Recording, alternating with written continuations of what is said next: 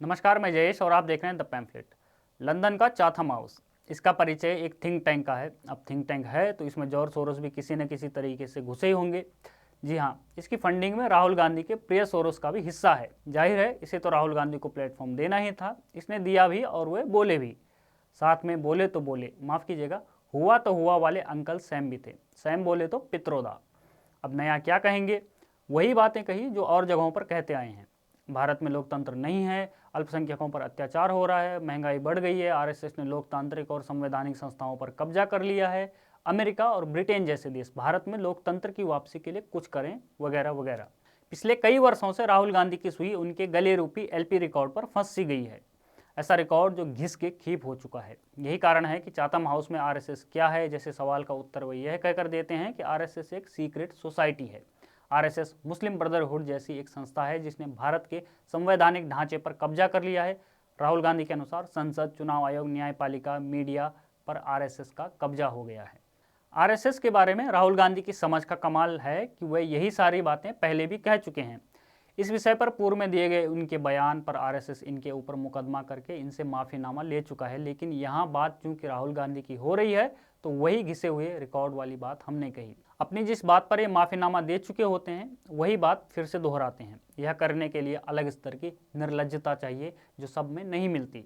यह आदमी Chatham house में बैठकर यह तो बताता है कि आरएसएस से लड़कर भारत का लोकतंत्र बचा रहा है क्योंकि वहाँ के लोगों के सामने ऐसा कहने पर ताली मिलेगी। पर यह कैसे बताए कि अपनी बेवकूफ़ी के लिए ये आरएसएस से पहले ही माफ़ी मांग चुका है। एक और सवाल पर भारतीय अर्थव्यवस्था पर बोलते हुए उन्होंने कहा कि पहले भारत में मैन्युफैक्चरिंग होती थी लेकिन अब भारत में मैन्युफैक्चरिंग चीन के हवाले कर दिया है। डेमोक्रेसी में मैन्युफैक्चरिंग आसान नहीं, लेकिन जब कांग्रेस सत्ता में थी तब भारत मैन्युफैक्चरिंग करता था। हम आपको एक ग्राफ दिखाते हैं जो एशिया में कई देशों की जीडीपी में मैन्युफैक्चरिंग की हिस्सेदारी को दर्शाता है। आप स्क्रीन पर एक ग्राफ देख रहे हैं। भारत में जीडीपी में मैन्युफैक्चरिंग का हिस्सा यूपीए के समय से बढ़ा तो नहीं, उल्टा गिरा। और ये गिरावट कब देखी गई? 2009 से।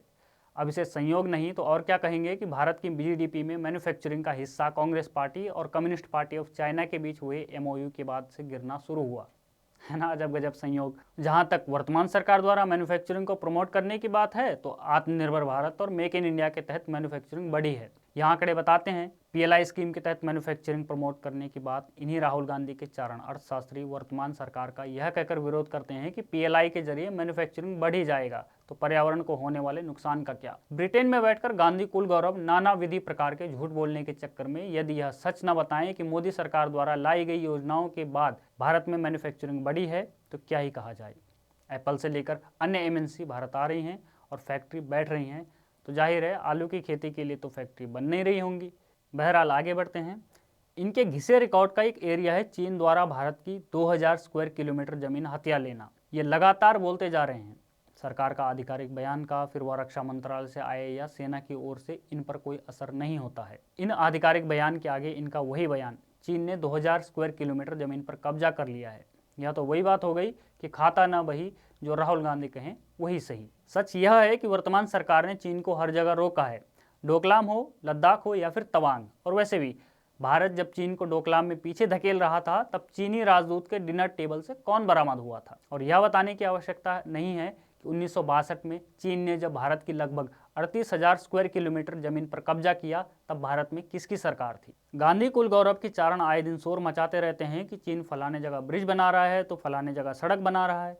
बस ये नहीं बताते कि जिस जमीन पर चीन यह सब बना रहा है उन जमीन पर उसने कब्जा किया था। कब किया था सभी को मालूम है। इनके ही विदेश मंत्री सलमान खुर्शीद से जब चीन द्वारा भारत की जमीन पर कब्जा करने को लेकर सवाल किया गया था तब उन्होंने कहा था चीन के साथ संबंधों पर कोई असर नहीं पड़ेगा क्योंकि जितनी जमीन पर चीन आकर बैठ गया है वह चेहरे पर मस्से की तरह है। उनके घिसे रिकॉर्ड में एक और लाइन है, हमें पार्लियामेंट में बोलने नहीं दिया जाता।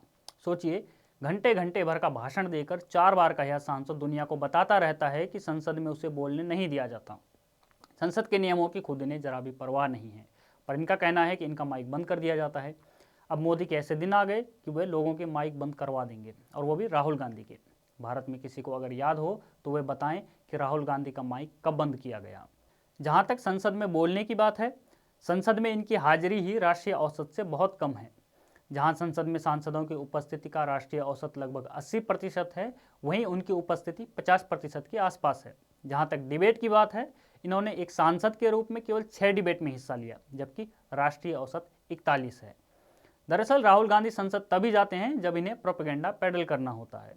ब्रिटेन के बिजनेस कॉलेज में खड़े होकर आर्ट ऑफ लिसनिंग का लेक्चर देने वाले ये महान भाव संसद में कभी दूसरों को सुनने के लिए आते ही नहीं, ये आते हैं तो केवल बोलने के लिए। राहुल गांधी का एक और प्रिय विषय है जाति और जनजातियों पर हो रहा तथाकथित अत्याचार। दूसरे विषयों की तरह इस विषय पर भी बोलने के लिए इन्हें सबसे सही जगह विदेशों में ही मिलती है।